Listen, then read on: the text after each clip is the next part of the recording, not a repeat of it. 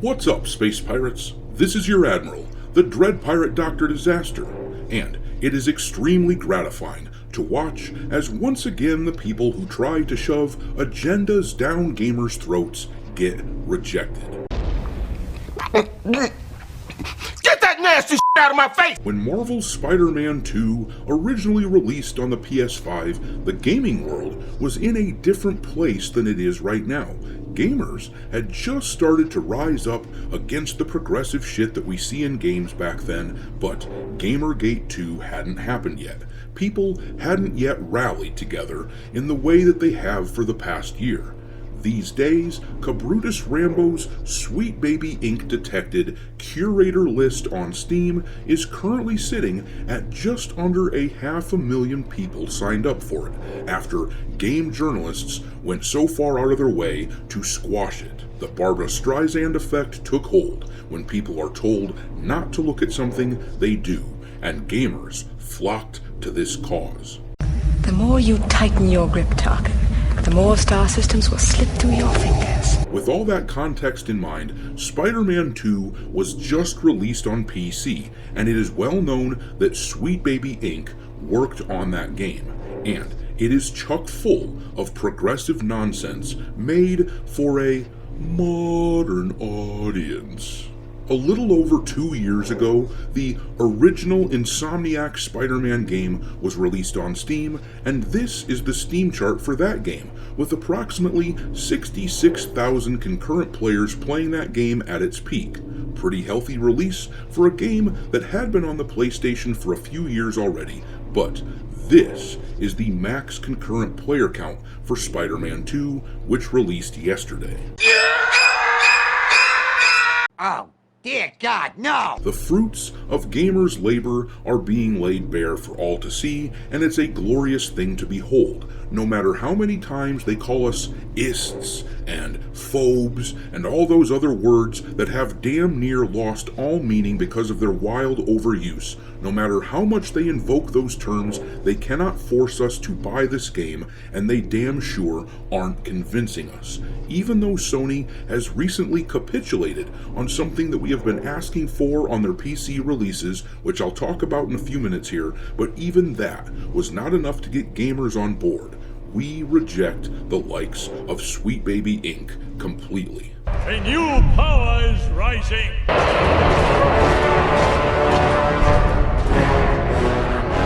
To war!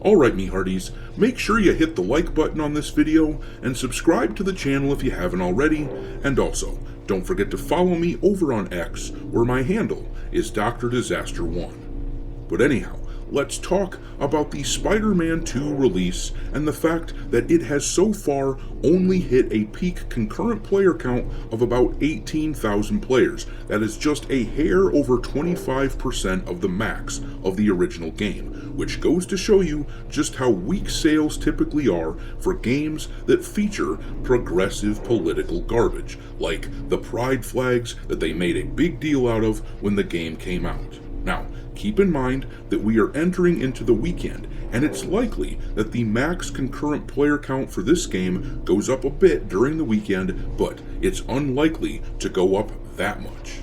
And over we see similar results. Games get somewhere between a quarter and a half of the players that they got before on previous series entries if they embrace progressive crap on new releases. The people who remain are the cultural auto-intake zombies who see the name of a title, they see a new Spider-Man game, and they rush out to buy it immediately because they have FOMO. the fear of missing out. They do everything they can to avoid the truth that a lot of these games are a hell of a lot less fun because activists in the gaming industry have put their message ahead of things that gamers enjoy. And of course, there are people out there who just flat out enjoy the progressive messaging. This would be the modern audience that we talk about so much. But they weren't ever really interested in games in the first place. They just wanted to hollow out the entertainment industry and replace it all with propaganda. But, as I said, they're not really that interested in games in the first place, so not as many of these people buy these titles up as you would imagine. Hence, games like Spider-Man 2 get the numbers that they get.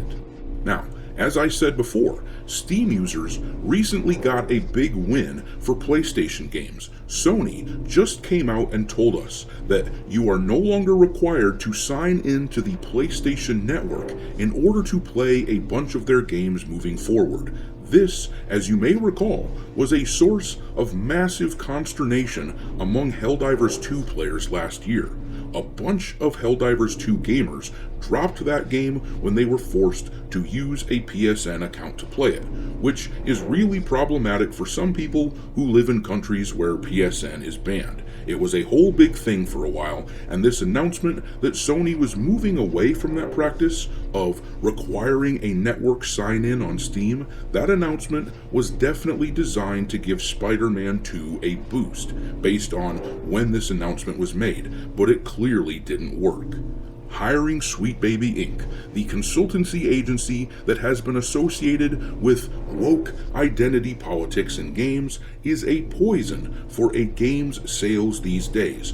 Absolutely everything they touch turns to shit, as we have talked about on this channel many times. And what really sucks for Insomniac is the fact that they are developing a Wolverine game as well, as I'm sure most of you know. And that game has very famously had work done on it by Sweet Baby Inc.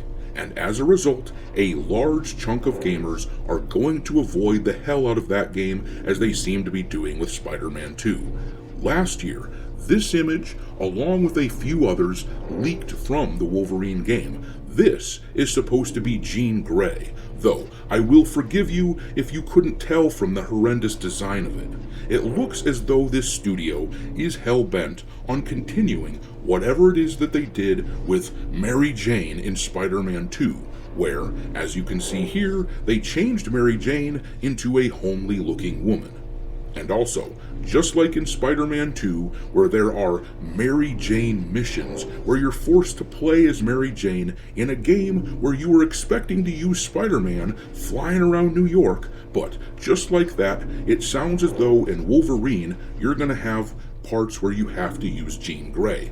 At least Jean has mutant powers, so that's something, but yeah, the same philosophies that they used to make Spider-Man 2 are bleeding on over to Wolverine.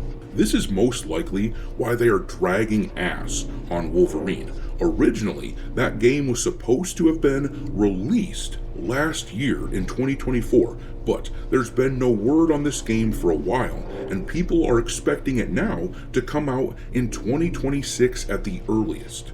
My guess is that Insomniac is attempting to ride out the negativity of Sweet Baby Inc., hoping that we will forget our crusade and that we will lose our resolve, and that by the time they release Wolverine, it will actually release to some decent sales numbers. But if this Spider-Man 2 player count number is any indicator, that doesn't seem likely. Most gamers have massive backlogs of games, so we are more than happy to close our wallets to new crap and play the old stuff instead. But I'm gonna leave it there. Drop your mockery of Spider-Man 2 and Sweet Baby Inc. into the comment section below, and we will talk there. Thanks for watching, me hearties. If you haven't already, your Admiral is inviting you to subscribe to the channel and become a part of the crew.